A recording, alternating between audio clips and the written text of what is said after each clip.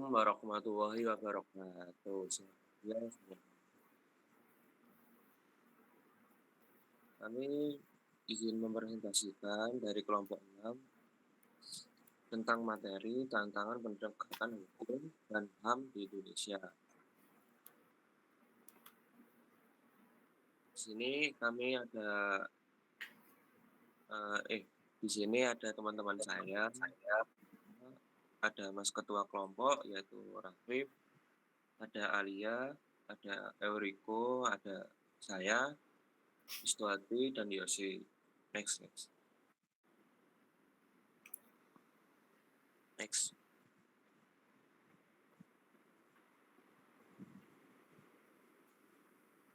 Lalu untuk selanjutnya kami mempunyai pendahuluan.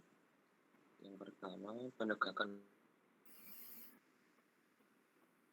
yang disebut HAM di Indonesia masih menghadapi berbagai tantangan seperti korupsi, intervensi politik, dan diskriminasi.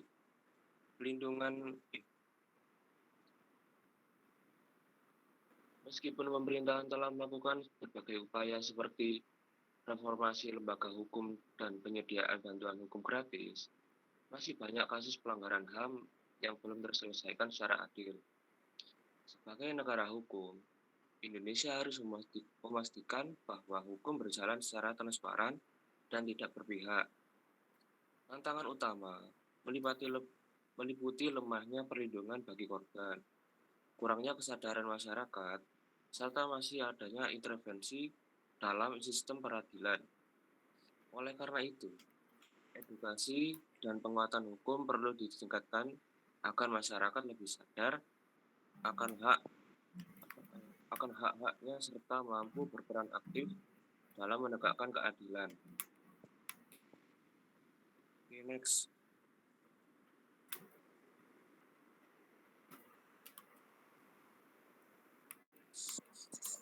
Selanjutnya akan dijelaskan oleh teman saya.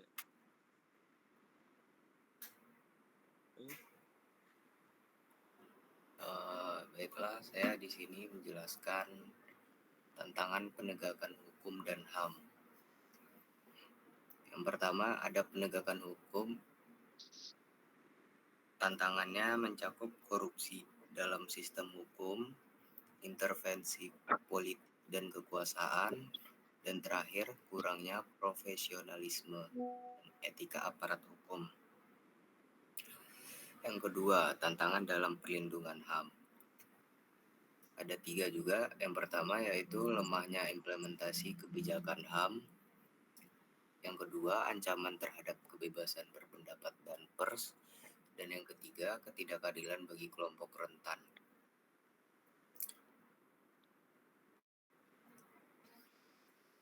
Next.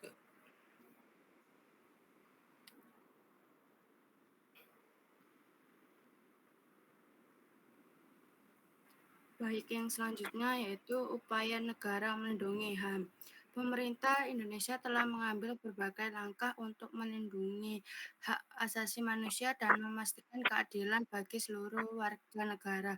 Salah satu upaya utama adalah penguatan lembaga hukum seperti Komnas HAM, Ombudsman, dan LPSK yang berperan dalam menangani pelanggaran HAM dan memberikan perlindungan bagi korban. Selain itu, pemerintah juga menyediakan bantuan hukum gratis bagi masyarakat kurang mampu melalui UU Nomor 16 Tahun 2019. Program ini bertujuan agar setiap warga negara dapat memperoleh keadilan tanpa terkendala biaya. Untuk meningkatkan kesadaran masyarakat, pemerintah terus mengembangkan edukasi HAM baik melalui kurikulum pendidikan maupun sosialisasi di berbagai komunitas. Dengan langkah-langkah ini diharapkan penegakan HAM di Indonesia dapat berjalan lebih efektif dan merata. Next.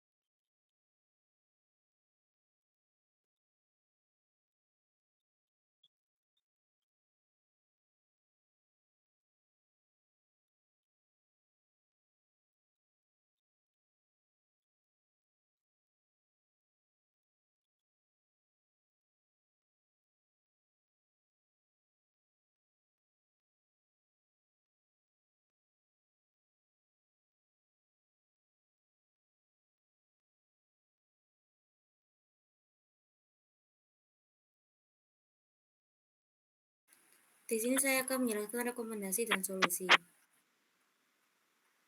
Pertama, penguatan hukum dan pengawasan. Meningkatkan transparansi dalam investigasi kasus pelanggaran HAM. Memperketat pengawasan terhadap aparat penegak hukum agar tidak menyalahgunakan wewenang. Kedua, edukasi dan kesadaran masyarakat. Memasukkan materi HAM dalam kurikulum pendidikan. Mengadakan sosialisasi dan pelatihan HAM bagi aparat dan masyarakat umum. Perlindungan bagi korban. Menyediakan bantuan hukum yang lebih mudah diakses oleh korban pelanggaran HAM. Memperkuat peran lembaga seperti Komnas HAM dan LPSK dalam memberikan perlindungan serta pemulihan bagi korban. Terakhir, kolaborasi pemerintah dan masyarakat. Mendorong partisipasi masyarakat dalam mengawasi kebijakan pemerintah terkait HAM. Menjalin kerjasama dalam organisasi internasional untuk membuat standar HAM di Indonesia. Next.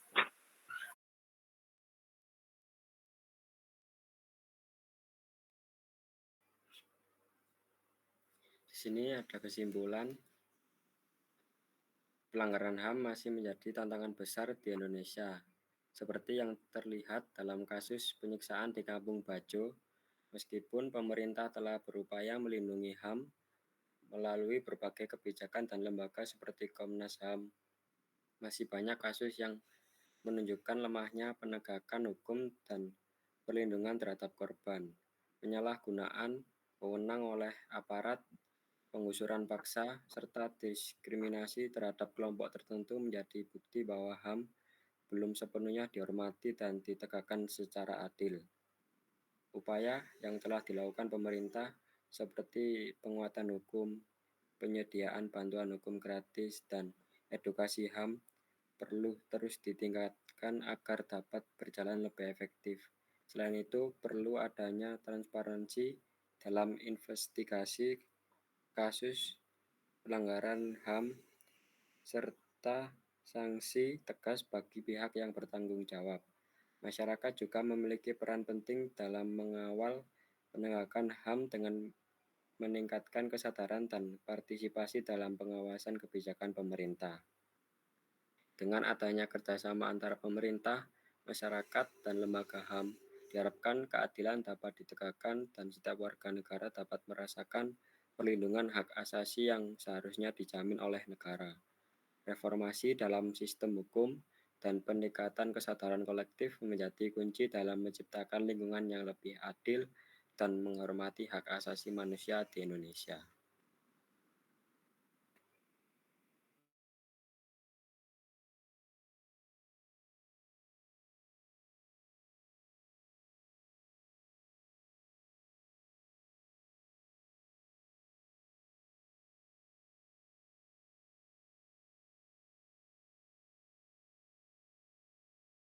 Baik, sekian dari kelompok kami.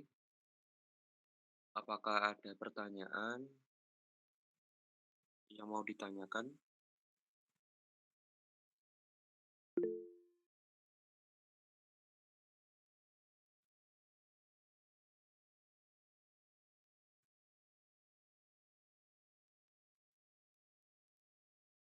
Baik, Mas Albert, mau bertanya apa Mas Albert? Dipersilahkan. Ya, makasih Mas Ilham selaku moderator sudah memberikan kesempatan. Jadi pertanyaan saya ini, mengapa penegakan hak asasi manusia seringkali bertabrakan dengan kepentingan politik dan ekonomi? Mungkin itu saja dari saya, Mas Ilham. Terima kasih. Terima kasih. Ini mungkin pertanyaannya kami tampung terlebih dahulu aja ya. Kita tunggu pertanyaan dari yang lain. Oh iya, makasih. Di siapa ini? 57. Siapa 57? Oh, Viko. Baik, dari Mas Viko dipersilahkan untuk bertanya.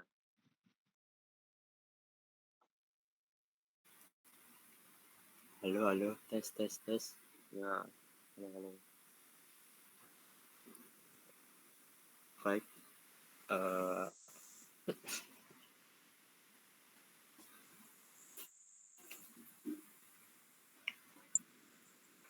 Pertanyaan saya mengenai tentang apa saja tantangan terbesar dalam penegakan HAM di negara berkembang.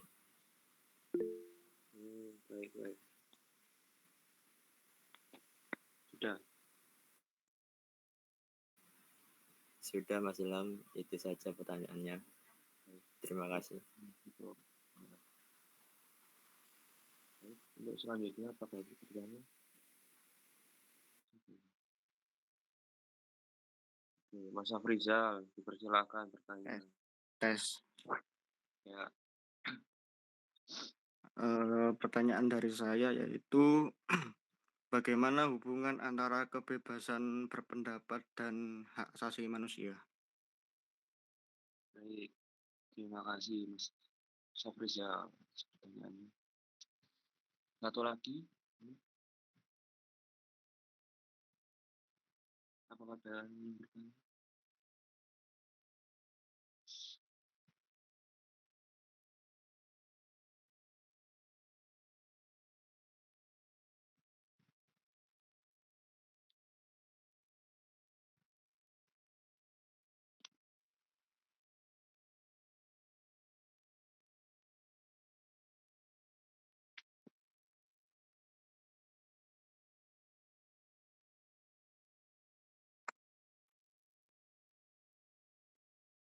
Baik, apabila tidak ada yang bertanya lagi, kami akan menjawab pertanyaan dari Mas Harbert terlebih dahulu.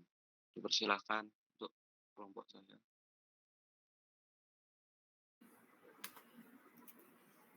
Baik, saya di sini akan menjawab pertanyaannya Mas Albert. Mengapa penegakan HAM seringkali bertabrakan dengan kepentingan politik dan ekonomi? Penegakan HAM sering berbenturan dengan kepentingan politik dan ekonomi karena kepentingan politik pemerintah atau kelompok berkuasa terkadang membatasi HAM demi menjaga stabilitas atau mempertahankan kekuasaan, seperti pembungkaman kritik melalui undang-undang tertentu. Kepentingan ekonomi, investasi dan proyek pembangunan besar sering mengorbankan hak masyarakat, misalnya dalam kasus penggusuran paksa untuk kepentingan industri dan infrastruktur. Minimnya akuntabilitas, aparat atau pejabat yang melakukan pelanggaran HAM seringkali mendapatkan impunitas karena adanya tekanan politik atau ekonomi.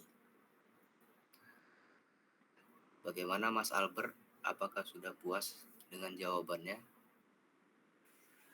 Iya, terima kasih Mas Kabir sudah cukup menjawab.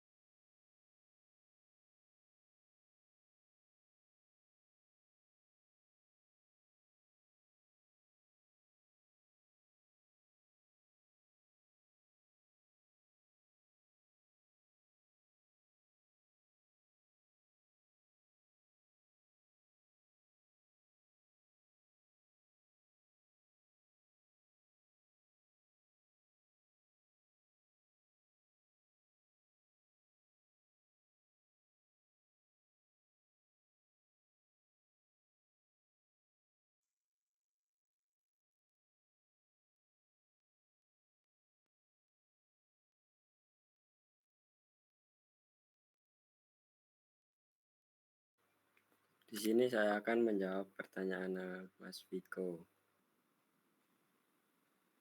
Prinsip non-diskriminasi dalam HAM dapat diterapkan dalam kebijakan hukum melalui konstitusi dan undang-undang, menetapkan aturan yang menjamin kesetaraan bagi semua warga negara, regulasi anti-diskriminasi, mengeluarkan kebijakan yang melindungi hak kelompok rentan seperti perempuan, minoritas, dan penyandang disabilitas. Penegakan hukum adil mencegah diskriminasi dalam sistem peradilan dan kebijakan publik, afirmasi dan perlindungan, memberikan akses setara dalam pendidikan, pekerjaan, dan layanan publik. Edukasi HAM meningkatkan kesadaran masyarakat dan aparat negara tentang kesetaraan hak.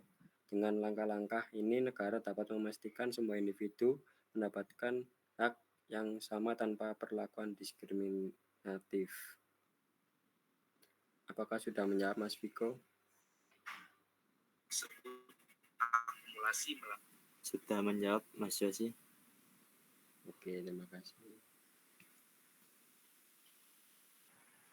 Di sini saya akan menjawab pertanyaannya Mas Rizal.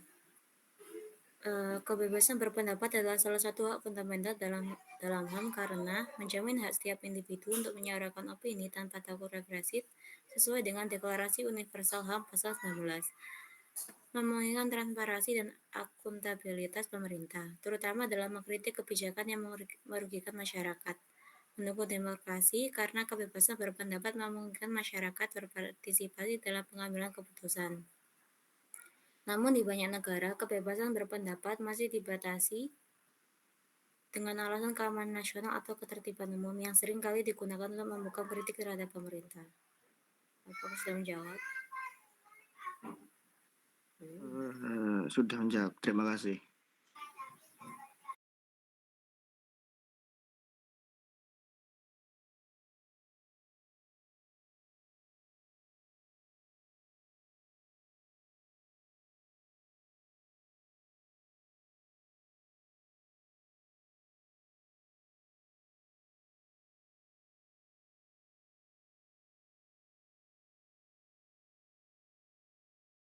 Baik, sekian dari presentasi kelompok kami. Apabila ada salah kata atau kata-kata yang kurang berkenan, tolong dimaafkan.